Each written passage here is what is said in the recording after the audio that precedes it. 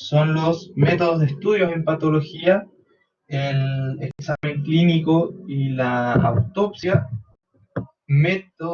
tipos de indicación de biopsia y las técnicas especiales de estudio que tenemos a la mano para la patología.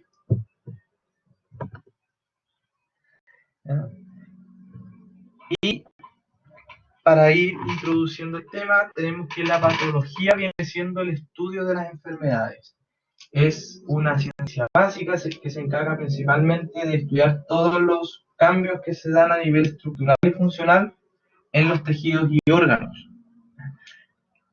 Como ustedes saben, existe la especialidad de patología oral, que está en modalidad de magíster y como especialidad, que se encarga de estudiar en el fondo las enfermedades, especialmente de mucosa oral, tumorales y de quistes de cabeza y cuello.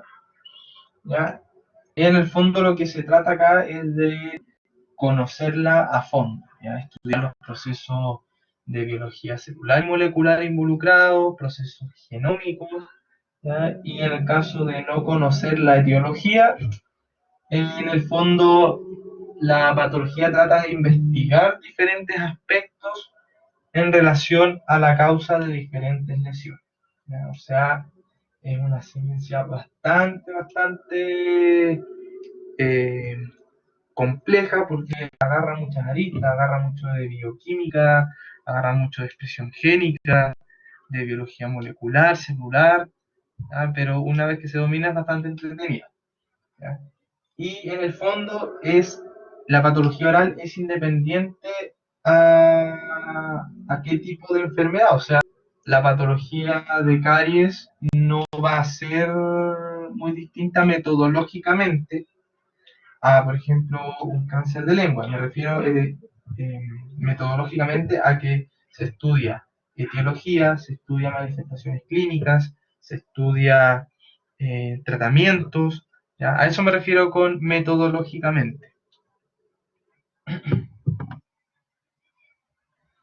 ¿Ya? Y tenemos que la anatomía patológica es el estudio de los cambios tanto macroscópicos como microscópicos de estos tejidos u órganos.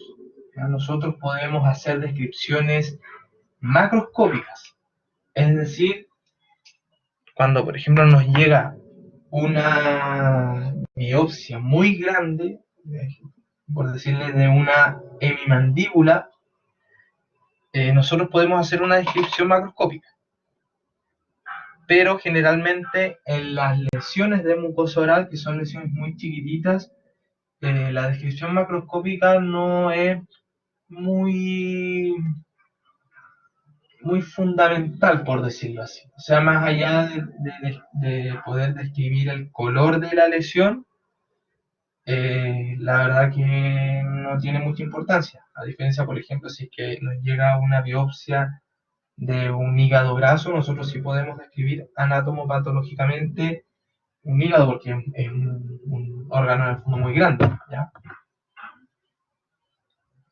Y en cuanto al estudio macroscópico, podemos hacer una descripción tanto vivo como cadavérica.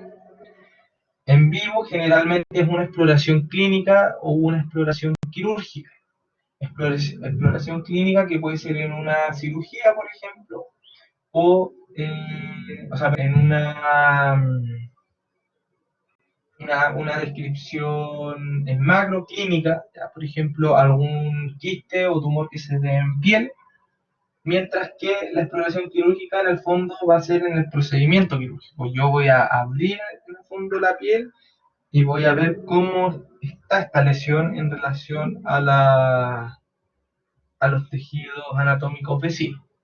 A diferencia de el estudio macroscópico de cadáveres, que generalmente se le denomina como una autopsia, lo vamos a dejar principalmente para determinar las causas de muerte.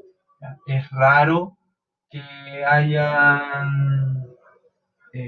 autopsias de carácter odontológico, aunque existe también la odontología forense, ¿ya?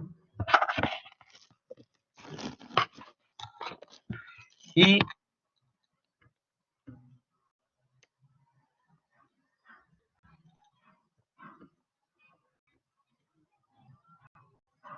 acá tenemos que considerar de que el examen físico viene siendo una parte fundamental en esta descripción anatomopatológica, en la cual nosotros podemos identificar algunos signos de enfermedad o que sean variantes de la normalidad en algún paciente, ¿ya? Y es por eso que el examen físico, mediante la inspección, palpación, podemos realizar una exploración clínica de estas lesiones.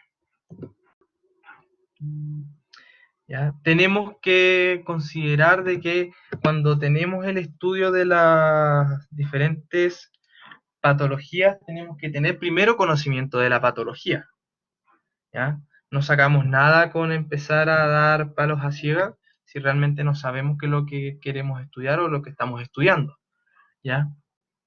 El reconocimiento principalmente lo va a dar el diagnóstico, que podemos hacer una hipótesis diagnóstica antes de tener el resultado histopatológico, y que nosotros la hipótesis diagnóstica nos basamos en relación a lo que vemos clínicamente, a la edad del paciente, al género, ¿ya? O sea, perdón, al sexo biológico, ¿ya?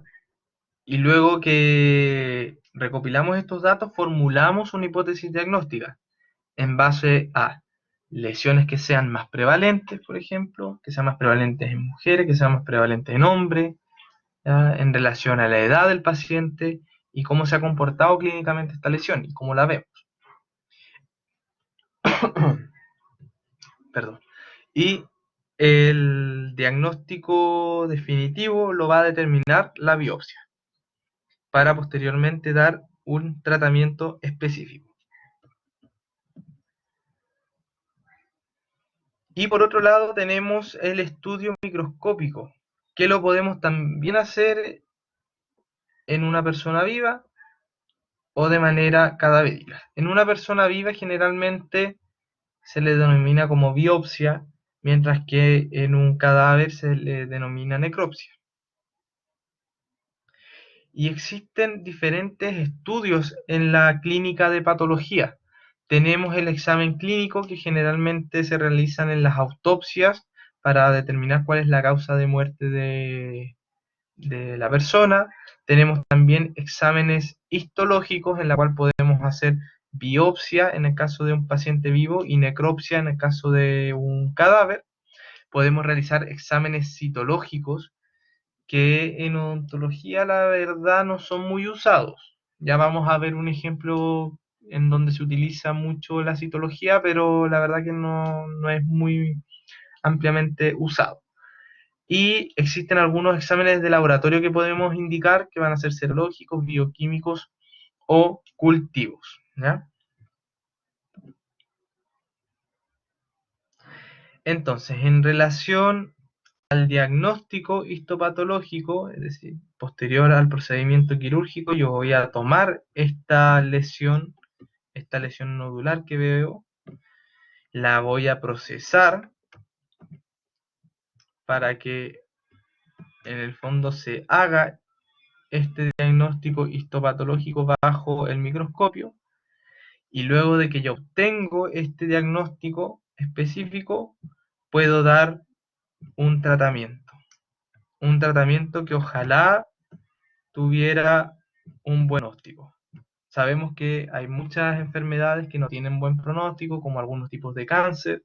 En el fondo, como clínicos, hay que tratar de que el paciente tenga la mejor recuperación.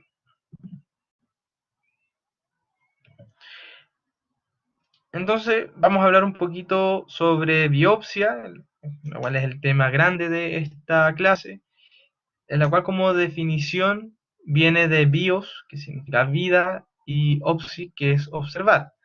En el fondo yo voy a tener un trozo de tejido de alguna zona de cabeza y cuello, en este caso de los dentistas, y que tiene que ser de una persona viva, ¿no? Por eso se le denomina como biopsia, si no sería una necropsia, ¿no? Para estudiarlo tanto microscópicamente como macroscópicamente, y formular así un diagnóstico histopatológico, que es el diagnóstico definitivo.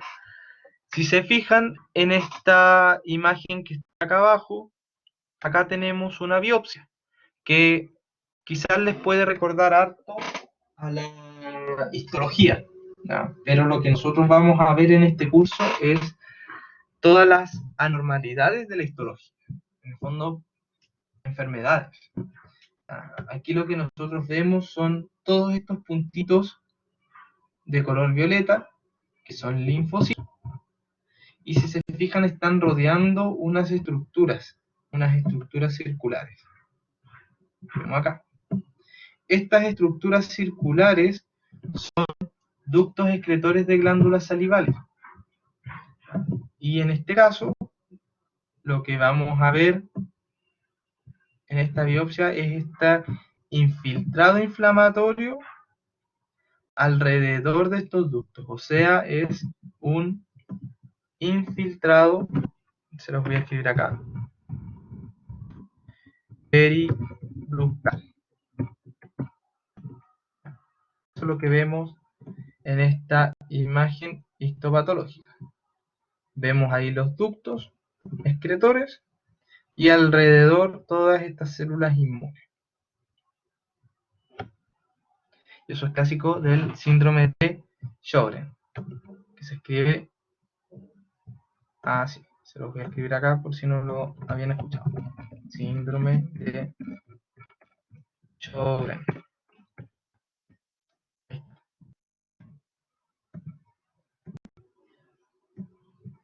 Este síndrome puede afectar las glándulas salivales, pero también afecta a muchas glándulas exocrinas. No solamente tiene importancia a nivel odontológico, sino que a nivel sistémico. Ya el próximo semestre vamos a ver este síndrome a profundidad. ¿Cuándo vamos a indicar una biopsia? Cuando queramos establecer un diagnóstico específico, sobre todo en lesiones que nosotros sospechamos que son potencialmente malignas o malignas, con el grado de extensión o diseminación de un proceso patológico.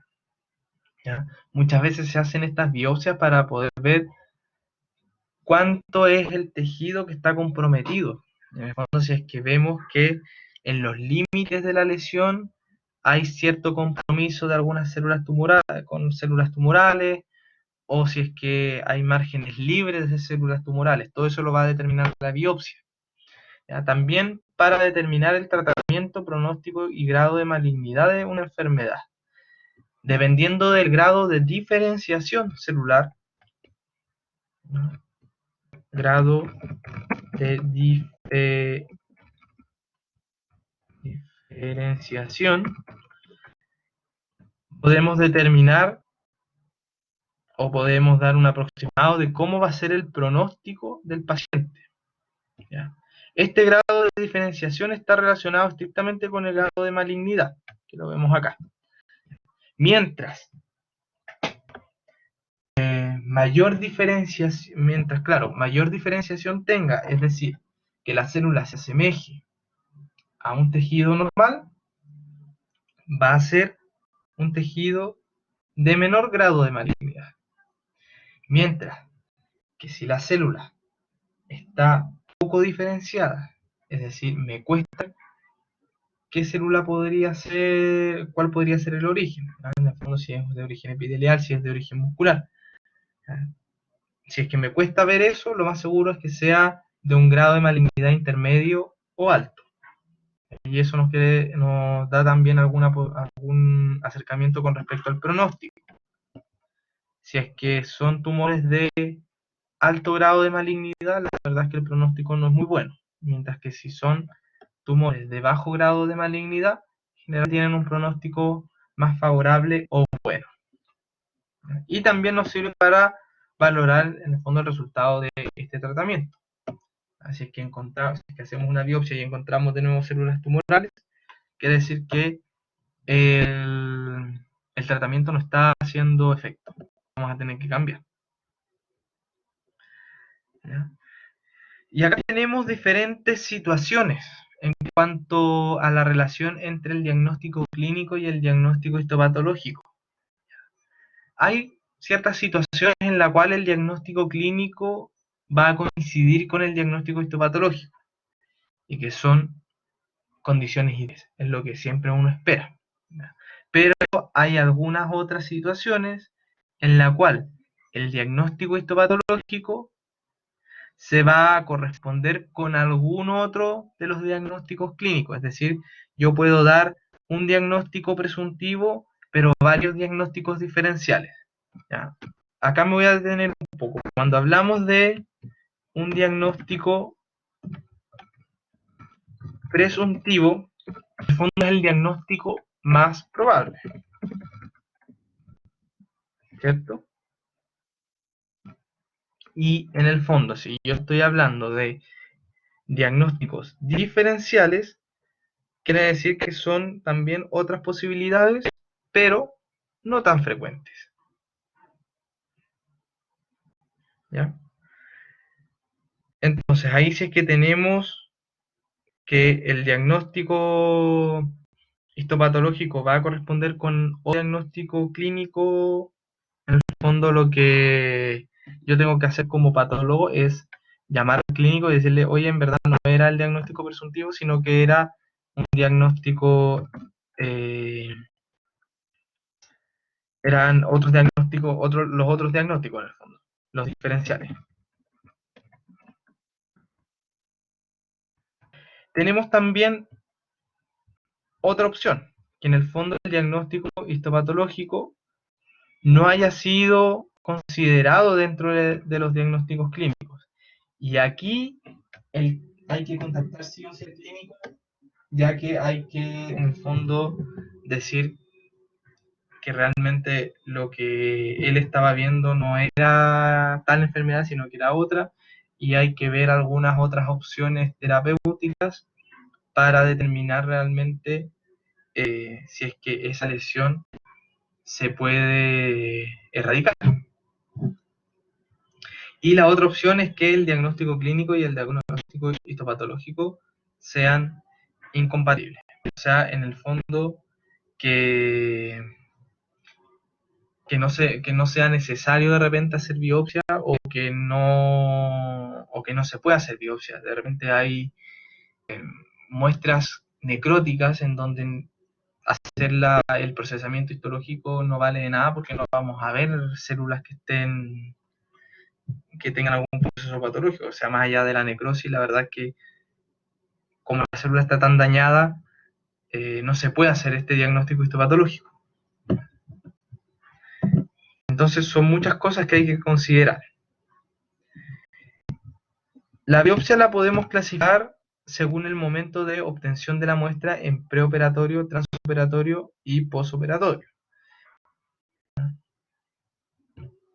Preoperatorio, cuando yo quiero saber cuál es el diagnóstico histopatológico de, por ejemplo, algún tumor previo a la cirugía mayor.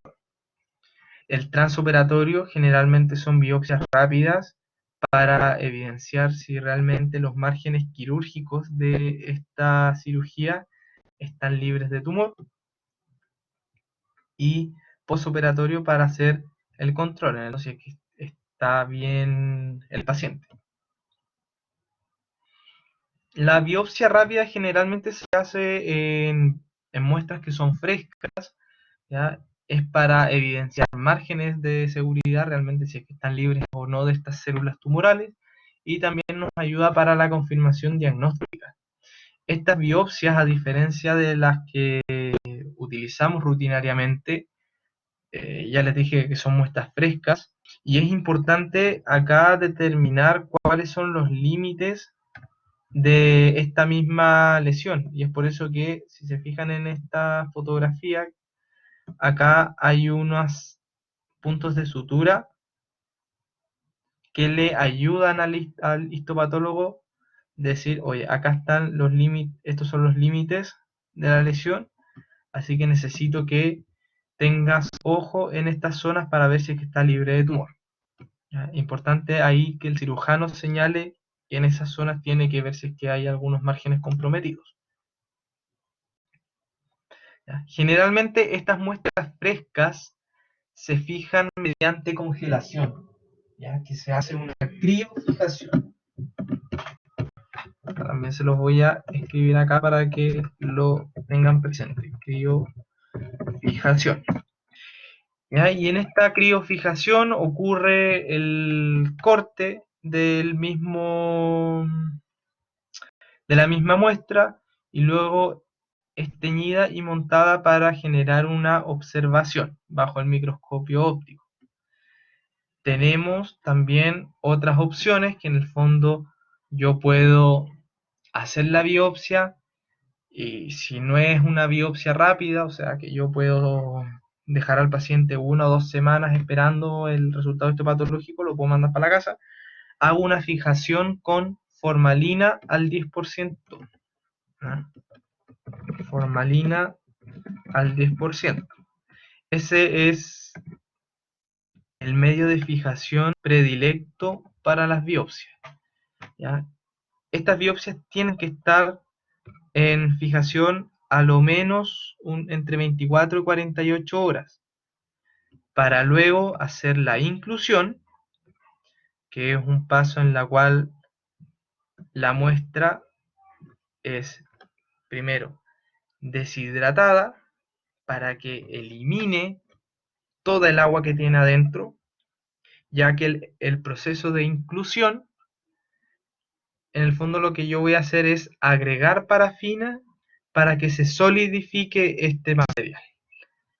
Entonces, aquí hay un proceso intermedio que es la deshidratación, que se hace con alcohol. Lo fijo con formalina, se deshidrata, luego que se deshidrata con alcohol paso a la inclusión con parafina, ya que recuerden que es necesario sacar todo el agua para que yo pueda meter la parafina. Como la parafina no es compatible con el agua, necesito sacar todo el agua del tejido para que se pueda meter a través de él y pueda generar este tejido sólido. Y luego que hago todo este proceso viene el corte y dependiendo del tipo de tinción ya va a necesitar un procesamiento específico y luego de eso viene el montaje. El montaje que se realiza en los portaobjetos y luego lo veo bajo el microscopio óptico. ¿Ya? Chiquillos, acá vemos una imagen de un criofijador, ¿ya? En donde se pone la muestra a temperaturas bajo cero. Vemos de que está a menos 27 para luego hacer el corte y el montaje posteriormente en los portaobjetos.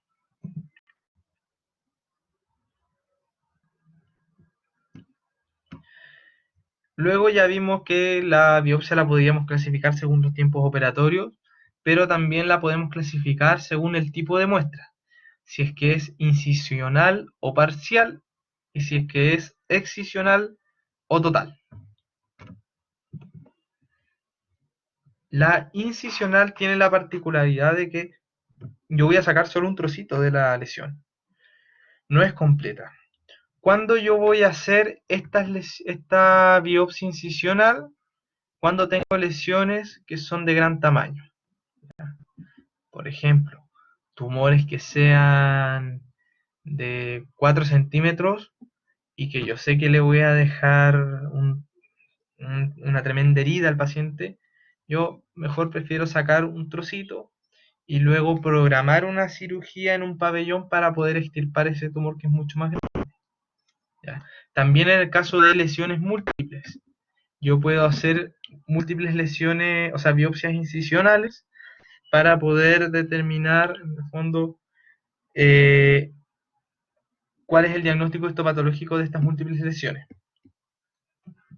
¿Ya? Pero lo importante es que recuerden que la incisional no es toda la lesión. Mientras que la excisional es la extirpación completa de esta lesión. ¿Ya? Es una exéresis completa. Esta biopsia excisional generalmente la vamos a dejar para lesiones que sean pequeñas. ¿ya? Yo diría que hasta 1 centímetro, 2 podría ser, dependiendo si es que es de una base sésil o pedunculada, ¿ya? Cuando hablo de la base, quiere decir de que, en el fondo, pedunculado, que se adhiere al tejido por un pie, pedunculado. Mientras que si tengo una lesión de base sésil, esta es una base amplia.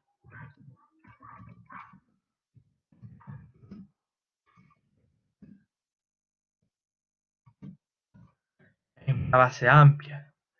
Entonces, no es lo mismo, por ejemplo, que yo tenga una lesión pedunculada de 2 centímetros, en donde el pedúnculo es súper chiquitito, que una lesión sésil de 2 centímetros, que yo sé que la base me va a dejar una tremenda herida.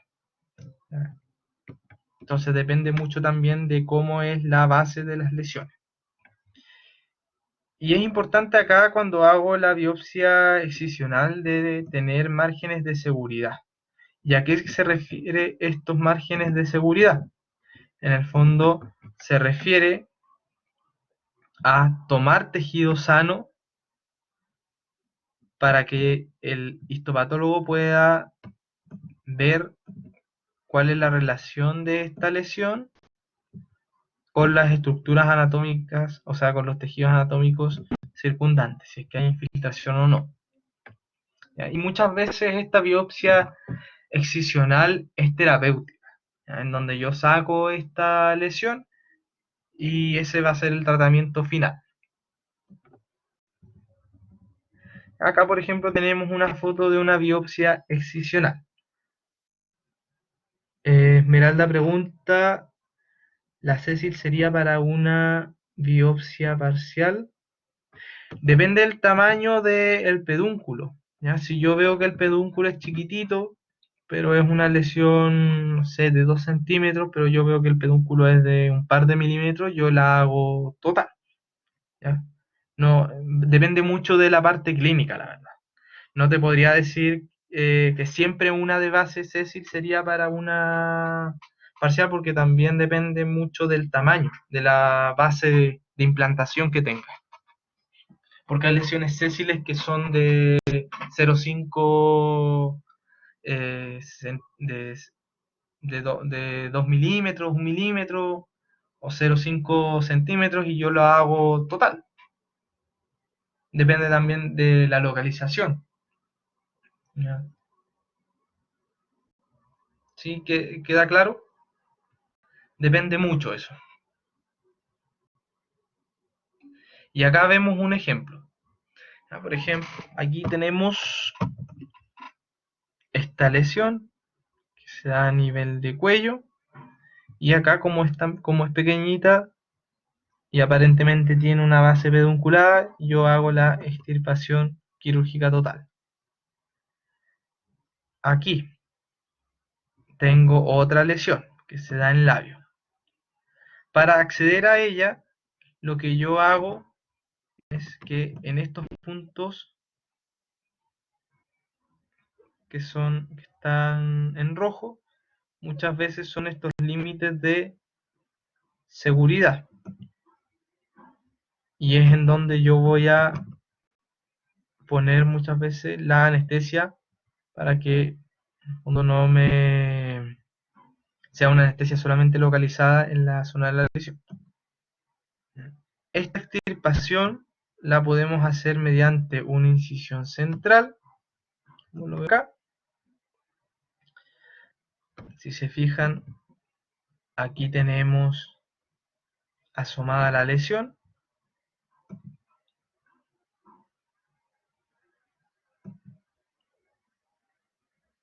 Y ahí la tenemos completita. Si se fijan, es una lesión nodular, bien delimitada, es como un globito. Y al parecer se ve un contenido bien claro.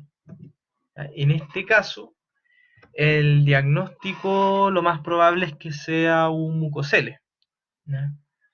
El mucosele es una acumulación de mucus que se dan principalmente en las glándulas salivales menores y es producto de un traumatismo frecuentemente. Y ahí está rodeado por un tejido de granulación. Por eso se ve así bien gordito. Ahora, tenemos diferentes métodos de obtención de la biopsia, en donde podemos hacer una incisión con bisturí, podemos hacer una punción con aguja fina, podemos hacer frotis, aspiración, curetaje, trepanación. En el fondo tenemos muchas opciones. Otra opción que no aparece mencionada acá es la del punch, ¿ya? Que es un dispositivo que tiene un tiene este dispositivo que es cilíndrico con un filo, y yo lo coloco sobre la lesión y me va a hacer un círculo, me va a delimitar la lesión para que yo luego la tome con una pinza y la saque de manera más fácil. Estas biopsias en punch generalmente se hacen en piel, ¿ya? Pero también se pueden dejar en cavidad oral, sobre todo cuando están en mucosa de cara interna de mejilla, ¿ya? Ahí si se fijan, con el punch hacemos el circulito, luego cortamos la base y eso es lo que biopsiamos, como bien delimitado. El PAF o también punción con aguja fina, lo que nosotros realizamos es con esta jeringa, introducimos esta aguja dentro de la lesión o del nódulo, hacemos una aspiración y así nos aseguramos de que en el fondo vamos a obtener células de la zona más profunda de este tumor. Aquí, por ejemplo, se realizó esta biopsia de este aumento de volumen que se dio a nivel cervical.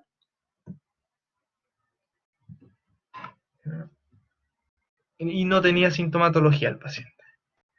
Se quería ver cuál era en el fondo el contenido de este aumento de volumen. Y si se fijan, en la jeringa se ve un material blanquecino amarillento, ¿ya? Y lo más seguro es que eso sea material purulento. Entonces puede ser de algún proceso infeccioso que esté drenando.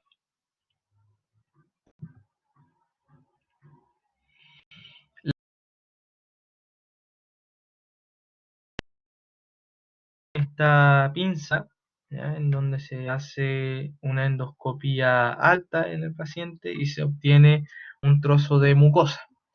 Este tipo de biopsia se realiza bajo sedación porque la verdad es, por lo menos de los pacientes que se han realizado esto, dicen que es muy molesta y generalmente se utiliza para diagnóstico histopatológico de alguna lesión gástrica que pudiera ser maligna, como un cáncer gástrico, ¿ya? O de alguna úlcera que lleva mucho tiempo. La estereotáxica, que la utilizan harto los neurocirujanos, en la cual se utiliza este aparato que tiene una serie de coordenadas, en donde mediante la imagenología se va a identificar cuál es la posición exacta para poder acceder a este tumor.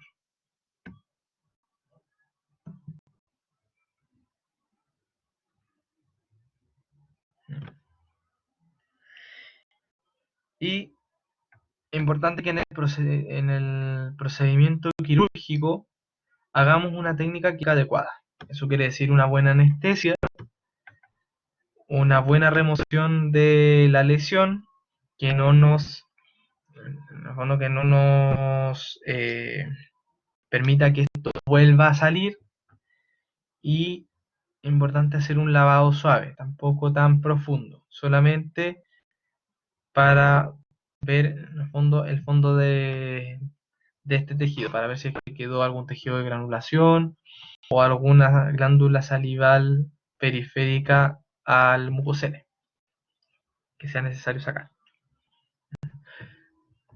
Generalmente las biopsias de cavidad bucal las vamos a realizar en este corte en B, ¿ya? Como una cuña, y es importante que tenga una adecuada profundidad para que el histopatólogo pueda informar que en la zona profunda, por ejemplo, está libre de células malignas, ¿ya? Que eso es lo importante, ¿ya? Una vez que ya obtuvimos la muestra, esta va a pasar a la fijación, ¿ya? Se describe que el recipiente en donde se va a colocar la muestra tiene que tener de 10 a 20 veces el tamaño de la muestra en cantidad de fijador. O sea, yo no puedo tener una cantidad insuficiente de fijador, ya que no va a tener el efecto que en el fondo es evitar que las mismas células mueran y se genere la putrefacción. ¿Ya? La idea de la formalina es detener todos los procesos celulares, ¿ya? En el fondo tratar de que no se siga destruyendo este tejido, y otras funciones también microbicidas, ¿no? Para que no se genere esta putrefacción. Y ya les dije de que tiene que tener una cantidad suficiente que se describe que debe ser de 10 a 10 veces la muestra, de 10 a 20 veces, perdón. ¿Ya? O sea, tiene que ser un frasquito igual grande.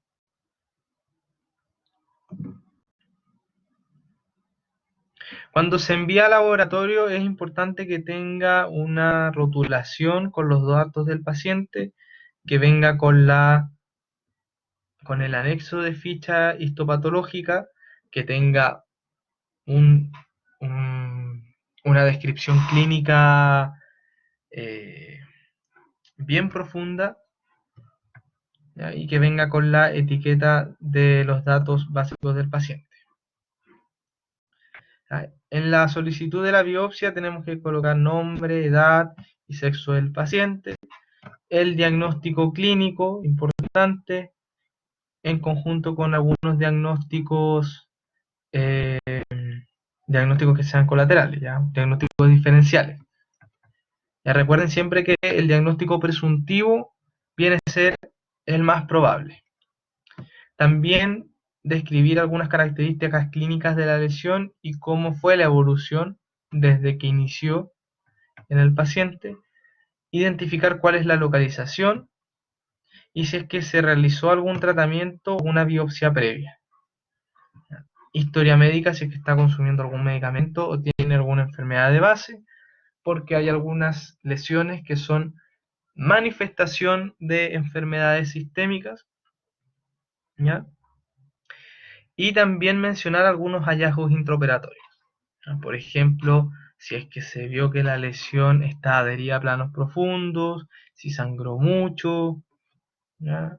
Si es que está en relación a un vaso sanguíneo, ¿ya? Todo eso nos puede ayudar para hacer un adecuado diagnóstico histopatológico.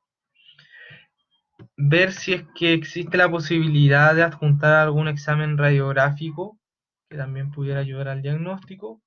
Identificación del profesional y de contacto, porque si es que es una lesión maligna la van a informar lo más seguro primero al profesional, y la fecha del procedimiento quirúrgico, ¿ya? Idealmente yo les dije que la formalina debe estar entre 24 y 48 horas en la fijación, dependiendo mucho del laboratorio. Hay laboratorios que prefieren dejarlo un poquito más, pero lo ideal es no pasar de eso, porque la formalina lo que genera a nivel proteico son lo que se conocen como puentes cruzados son puentes cruzados a nivel de las proteínas. Aquí se los dejé escritos. Estos puentes cruzados en las proteínas interfieren en la utilización de algunas técnicas inmunohistoquímicas. Son los puentes, no se nota muy bien, puentes cruzados de metileno. Ese es el nombre científico. Entonces, esos puentes cruzados de metileno van a interferir en las tinciones inmunohistoquímicas. Entonces hay que hacer algunos otros procesamientos para poder en el fondo ver la posibilidad de recuperar estos antígenos y romper estos puentes cruzados de metileno. Entonces, una vez de que llega la biopsia al laboratorio, dependiendo del tipo de tejido, si es que es blando, si es duro, se va a realizar todo el procesamiento histopatológico. Si es que es un tejido duro, se va a realizar la descalcificación, luego la inclusión y luego la tinción. En el caso de un tejido blando, se hace una descripción macroscópica y luego se hace el procesamiento histopatológico.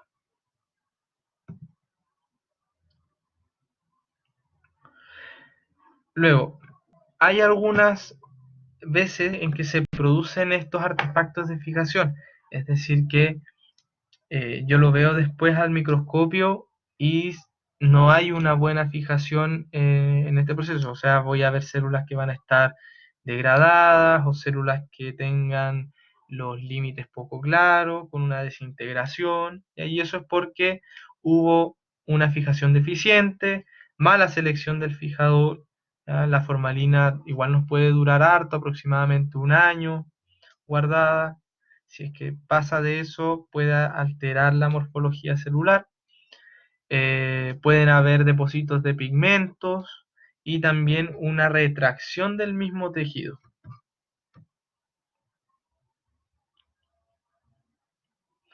Y tenemos gran cantidad de tinciones dependiendo de lo que nosotros queremos identificar. Acá podemos ver, por ejemplo, un laboratorio donde se realiza todo este procesamiento histológico con tinciones y cada uno de estos pocillos tienen algún componente químico que va a facilitar la tinción. Una de las tinciones mayormente utilizadas es la hematoxilina eosina, que comúnmente se lo denomina como tinción corriente. La hematoxilina, como ustedes bien saben de histología, es un colorante básico y que tiñe los núcleos de color azul. Tiene afinidad, entonces si es un colorante básico va a tener afinidad por cosas ácidas. Por eso que los núcleos se ven azules, por el ácido nucleico. Mientras que la eosina es un colorante ácido, por lo tanto va a tener afinidad por cosas básicas. Y generalmente tiñe el citoplasma de color rosado. La hematoxilina eosina es un tipo de técnica histoquímica. Cuando hablamos de técnica histoquímica, son un grupo de tinciones en la cual se produce una acción bioquímica mediante diferentes compuestos sobre el tejido. Y lo que nosotros vamos a ver en el microscopio son diferentes colores que nos va a determinar, por ejemplo, mayor cantidad de proteínas, mayor cantidad de depósitos de hidratos de carbono, ¿ya? Etcétera. Entonces, hematoxilina eosina es un tipo de técnica histoquímica. Y acá tenemos un cuadrito de gran cantidad de técnicas histoquímicas muy utilizadas en patología general. Una de ellas es la tinción rojo Congo, que se utiliza para identificar proteínas amiloides.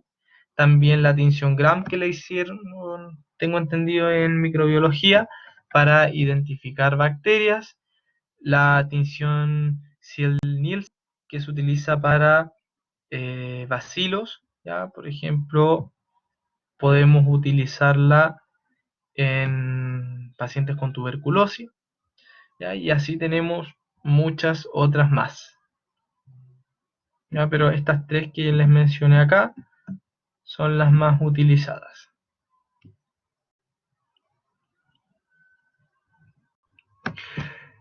Hay otra rama dentro de la patología que es la citología, que se encarga del estudio morfológico de células individuales. La citología, la verdad que en el ámbito odontológico se ocupa poco, ya les había mencionado, y generalmente la citología se ve harto en la ginecología, ¿ya? Mediante los PAP. Un tipo de citología es la citología exfoliativa, en la cual se recoge este material desprendido que puede ser de manera espontánea o de manera inducida. Espontánea, tenemos acá el ejemplo de este caballero que va a toser sobre esta placa Petri, y sobre esta placa Petri va a tener todo el esputo, que va a tener también algunas células descamadas. Mientras que la inducida, en el fondo, yo voy a arrastrar, por ejemplo, un cotonito por sobre la lesión, y luego eso yo lo voy a ver en un portaobjeto. Acá tenemos un tipo de citología inducida, que es por la tinción del Papa Nicolau, que generalmente se utiliza en la ginecología para ver algunas lesiones malignas, potencialmente malignas, ¿ya? En donde se hace este raspaje y luego se deja aquí en este portaobjeto. Luego se realiza esta tinción, que es el Papa Nicolau, y en este caso lo que observamos acá son células individuales, y si se fijan tenemos núcleos que no están redonditos, vemos algunos que están fragmentados, otros que están como en diferentes zonas, ya no están localizados en la parte central. Entonces esto quiere decir de que es una lesión maligna.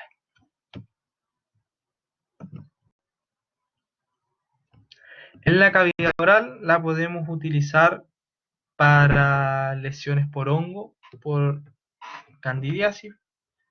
Esta lesión, que es producida generalmente por el hongo Candida albicans, donde nosotros hacemos un raspado de estas lesiones, luego las ponemos en un cubreobjeto y las vamos a teñir con esta tinción histoquímica que se conoce como ácido perjórico de Schiff. Vamos a escribir acá, ácido perjórico de Schiff.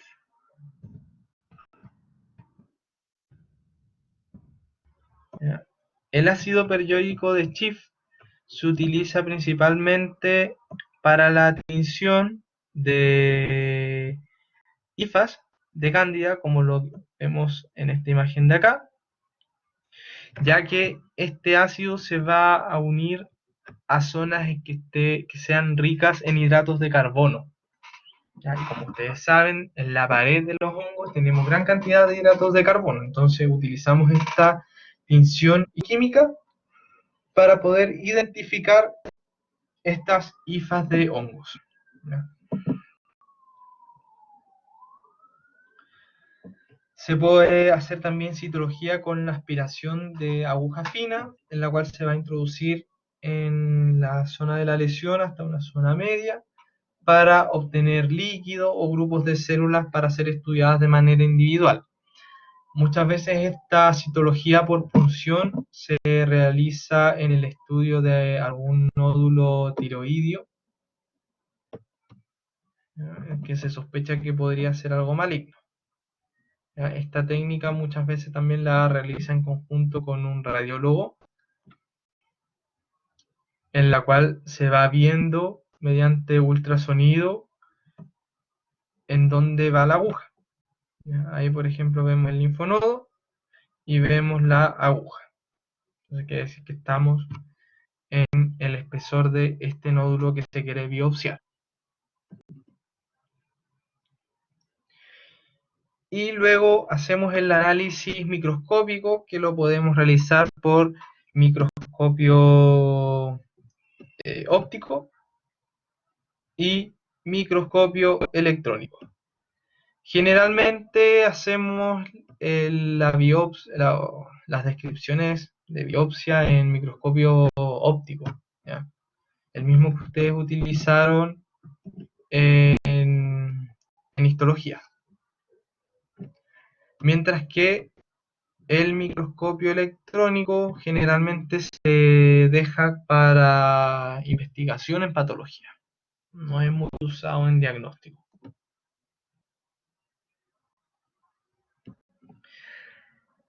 Anteriormente yo les comenté de que había distinciones histoquímicas que se basa en reacciones bioquímicas para poder identificar ciertos compuestos químicos.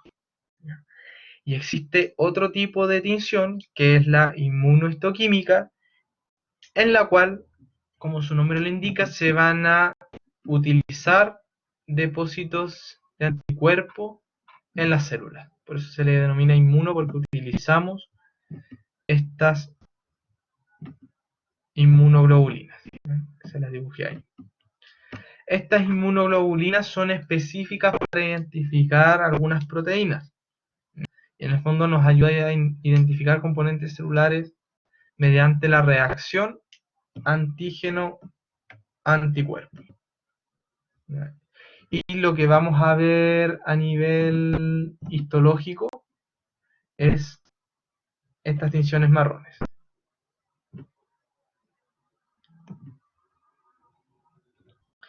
El fundamento de la tinción inmunohistoquímica depende de qué tipo de inmunohistoquímica vamos a realizar. Tenemos principalmente dos tipos. Una inmunohistoquímica directa y otra que es indirecta. Y acá abajo tenemos estos dos tipos de inmunohistoquímica. La única diferencia entre ambas es que la directa utiliza solo un anticuerpo, mientras que la indirecta utiliza dos. La directa utiliza un anticuerpo marcado, es decir, es como si nosotros elimináramos este y este se va a unir directamente a esta zona, mientras que la indirecta va a tener dos anticuerpos. ¿Ya? En cuanto a beneficio, la verdad que ambas tienen muy buenos resultados y la diferencia básicamente es en la parte económica. Una inmunohistoquímica directa es mucho más costosa que una inmunohistoquímica indirecta, ¿no? Porque el anticuerpo es más caro. Y la inmunohistoquímica indirecta nos ayuda mucho a, a la versatilidad de estos anticuerpos, porque podemos ocupar reactivos que sean transversales, por decirlo así, en diferentes muestras. ¿Ya? No nos vamos a casar solamente en un anticuerpo y en cambio en una indirecta podemos comprar estos reactivos que sean transversales y nos va a salir mucho más económico, lo podemos utilizar en diferentes muestras, con diferentes anticuerpos. ¿Ya? Entonces, el fundamento de la técnica inmunohistoquímica es una reacción de antígeno-anticuerpo. Acá, en este dibujito, tenemos graficado el anticuerpo primario. El anticuerpo primario se va a unir a un antígeno específico. ¿ya? Ese es el primer paso de la inmunohistoquímica. Luego voy a introducir un anticuerpo secundario que va a tener biotina, ¿ya? Este es el segundo paso.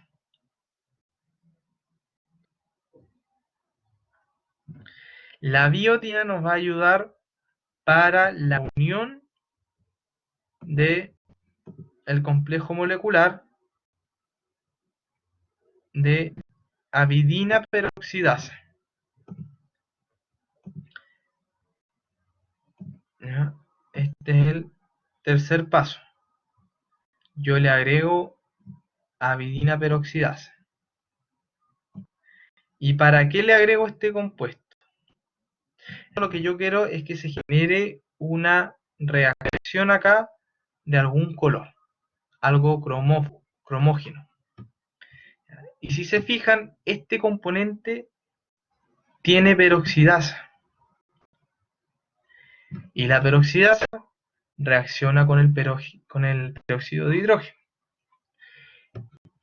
Entonces, yo una vez que ya tengo todas estas moléculas unidas, lo que yo voy a hacer es agregarle este compuesto que se le denomina como DAP, que es diaminobencidina,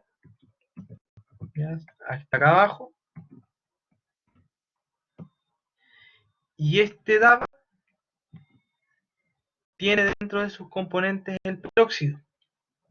Entonces, una vez de que yo ya tengo todo este compuesto, yo le agrego el DAP a esta solución, y como tenemos peroxidasa y tenemos estos otros compuestos de avidina con biotina, se va a generar un color por esta reacción entre el peróxido y la peroxidasa. Y este color va a ser en el fondo la reacción que nosotros vamos a ver bajo el microscopio óptico. Entonces, de nuevo, para repetirles y que les quede claro, la reacción inmunohistoquímica se basa en la reacción antígeno-anticuerpo. Tenemos dos tipos de inmunohistoquímica, que es la directa y la indirecta, que la única diferencia es que uno utiliza un anticuerpo secundario y el otro solamente un anticuerpo primario. Cuando realizamos todo el proceso a nivel molecular, esto es en base a la inmunohistoquímica indirecta, tenemos el anticuerpo secundario, o sea, primario, que se va a unir a la proteína, al anticuerpo, ¿cierto? Al antígeno. Luego viene el anticuerpo secundario con la biotina, para que en el fondo el complejo avidina peroxidasa se pueda unir a este complejo de anticuerpos. Luego de eso yo le agrego este reactivo, que es la dinobencidina, que tiene en conjunto el peróxido, y lo que va a hacer en el fondo la peroxidasa es reaccionar con el peróxido y emitir un color, un cromóforo. Y es lo que yo voy a ver a nivel histopatológico. Acá, por ejemplo, vemos una inmunohistoquímica, y si se fijan, vamos a ver todo esto teñido en café. En este caso se está evidenciando una proteína específica que aparentemente es para carcinoma, ¿ya? Pero este es el color marrón que se genera en las inmunohistoquímicas. Y tenemos una infinidad de marcadores en esta técnica, ¿ya? Cada uno de los marcadores va a determinar una molécula en específico. Por ejemplo, el CD1A va a ser célula de Langerhans, CD4 T helper, linfocito T helper, CD8 linfocito T citotóxico, y podemos estar todo el día hablando sobre los diferentes marcadores. Generalmente se utiliza la inmunohistoquímica para identificar algunos tumores malignos, ¿ya? Aquí tenemos una imagen histopatológica que se le realizó inmunohistoquímica para melanocitos. ¿Ya? Esta técnica utilizó el anticuerpo HMB45. Aquí se los dejé expuesto. Y si se fijan, está todo teñido, y acá podemos ver en un zoom en donde hay melanocitos, pero en el tejido conectivo. Y esto no debería ser. Si se fijan, son melanocitos con ciertas características patológicas. Entonces acá estamos en presencia de un melanoma.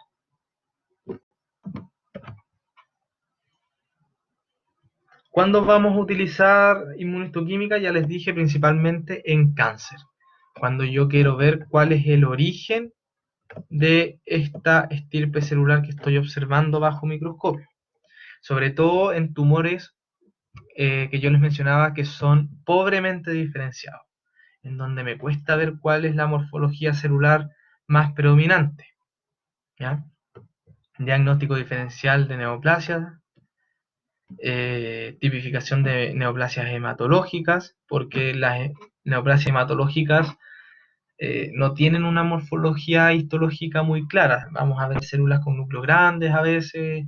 Entonces, si yo quiero ver qué tipo de célula inmunológica es la que está ahí, ya sea, por ejemplo, de linfocitos B, de linfocitos T, de natural killers, yo puedo hacer inmunohistoquímica. Y también para determinar los factores pronósticos. Ya dijimos, mientras más diferenciado, quiere decir que es más similar al tejido normal, por lo tanto igual va a tener o tiende a tener un mejor resultado. A diferencia de los tumores que son pobremente diferenciados, en donde yo no puedo ver bien cuáles son los límites de la célula o a qué célula normal se parece, generalmente no tienen muy buenos pronósticos. Y una de las cosas que necesita la inmunohistoquímica es de un tejido bien conservado y que esté fijado con formalina. ¿Ya? Yo les dije anteriormente que la formalina genera estos puentes cruzados de metileno en las proteínas, y la idea es tratar de eliminar esos puentes cruzados. Entonces yo igual voy a someter a esta muestra a un proceso que se le denomina como una recuperación antigénica. Se lo escribe acá, recuperación antigénica, para que se pueda unir este anticuerpo con este antígeno. Si es que está unido por estos puentes cruzados por la formalina, no me va a salir absolutamente nada. Entonces yo tengo que hacer este proceso previo de recuperación antigénica para dejar estas proteínas libres. Hay otras técnicas, y esto igual lo voy a pasar relativamente rápido porque a nos queda súper poquito tiempo de clase. Estas técnicas que se pueden utilizar en el laboratorio de patología, que son técnicas de biología molecular y que principalmente se utilizan para el análisis de algunas moléculas como material genético. ¿Ya? Las que más se utilizan es la hibridación in situ, que la vemos acá, y la reacción en cadena de la polimerasa. Vamos a ver esas dos en profundidad. La reacción en cadena de la polimerasa o PCR, que hace un par de semanas estuvo bien de moda porque una, una persona de las que conforman parece que era el Ministerio de Salud, habló de que la PCR era la proteína C reactiva, pero en verdad era esta técnica, que era la reacción en cadena de la polimerasa. Tiene el fundamento en la amplificación de ciertas secuencias específicas. Esta técnica de biología molecular es muy sensible y es muy específica para identificar fragmentos pequeños de material genético. ¿Ya? Yo mando a sintetizar unos partidores, que son los que vemos acá, que se van a unir a este material genético para que se genere, en el fondo, la replicación. Y una vez que se genera la replicación, yo voy a tener muchas copias de este material genético. Y una vez que yo tengo este material genético, lo paso a un gel de agarosa. Voy a escribir acá. Un gel de agarosa que es como una gelatina y que tiene electrodos entre diferentes polos, ¿ya? Es un cuadradito, se lo voy a dibujar aquí, así. En donde la parte de arriba tiene unas pequeñas casillas en donde yo voy a introducir aquí las muestras. ¿Ya? Esto se hace en una cámara que tiene un buffer y en un lado tiene electrodos. Tiene electrodos aquí y tiene electrodos acá. ¿Ya? Con energía positiva y energía negativa. La idea de esto es que cuando yo hago funcionar mi fuente de poder que tiene electricidad, las proteínas migren. O sea, perdón, el material genético migre por acá. Entonces, dependiendo de el tamaño de este material genético, yo voy a tener banditas acá, por ejemplo. Entonces yo podría decir de que en el fondo la muestra 1, la muestra 2 y la muestra 3 tienen la expresión de este material genético. O sea, tenemos la presencia de este material genético, mientras que la muestra 4, que la vemos acá, no evidenció alguna banda. Entonces quiere decir de que esta no expresa o no tiene ese material genético. ¿Ya? Y esto lo podemos relacionar al coronavirus. O sea, si yo tengo acá mi paciente 1, mi paciente 2, mi paciente 3 y mi paciente 4, el paciente 1, 2 y 3 va a tener coronavirus porque apareció esta franjita en el gel de agarosa. En cambio, el paciente 4 no, porque no apareció esta franjita. ¿Ya? Recordar entonces que la técnica de PCR es una técnica que se basa en la amplificación de secuencias específicas de material genético. ¿Ya? Esto es lo mismo que les mencioné anteriormente, que se puede utilizar diferentes tipos de biopsia también. Podemos utilizar necropsia, biopsia, citología, ¿ya? Y puede amplificar muestras muy chiquititas de material genético. Y otra técnica que podemos utilizar es la hibridación in situ, en la cual mandamos a sintetizar una sonda de DNA específica, como la vemos acá, y esta sonda de DNA va a estar marcada con un cromógeno, ¿ya? Y se va en el fondo a unir a estas hebras de material genético y luego va a emitir un color, ¿ya? Por medio de la hibridación entre dos cadenas. Entonces, si yo tengo material genético acá, tengo material genético acá, acá, y resulta que mi sonda que mandé a fabricar se me une acá porque aquí encontró que tenemos complementariedad de base, va a emitir aquí un colorcito, ¿ya? Y ese color puede ser tanto de fluorescencia, ¿ya? Fitch, que es hibridación in situ de fluorescencia, o puede ser SISH, hibridación in situ cromógena. ¿Ya? La cromógena la vamos a ver en microscopio óptico, mientras que la FISH la vamos a ver bajo microscopio de fluorescencia. Esa es la diferencia, ¿ya? Las indicaciones, la verdad, de ocupar SISH y FISH varía en base a lo que uno quiere ver. Hay veces que la de fluorescencia es un poquito más específica, pero también es mucho más caro, necesitamos de otro equipamiento en el laboratorio, entonces varía mucho, pero el SICH la podemos utilizar más en un laboratorio de histopatología convencional.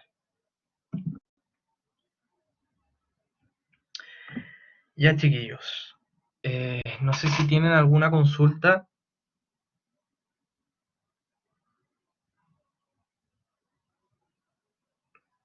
Si me la escriben ahí en el chat.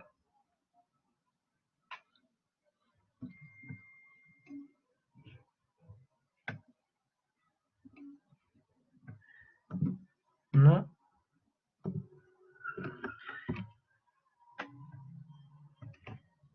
Quiero saber, les voy a hacer una pregunta acá. Quiero saber si esta clase la encontraron muy difícil en cuanto a la materia, porque igual son cosas bien moleculares.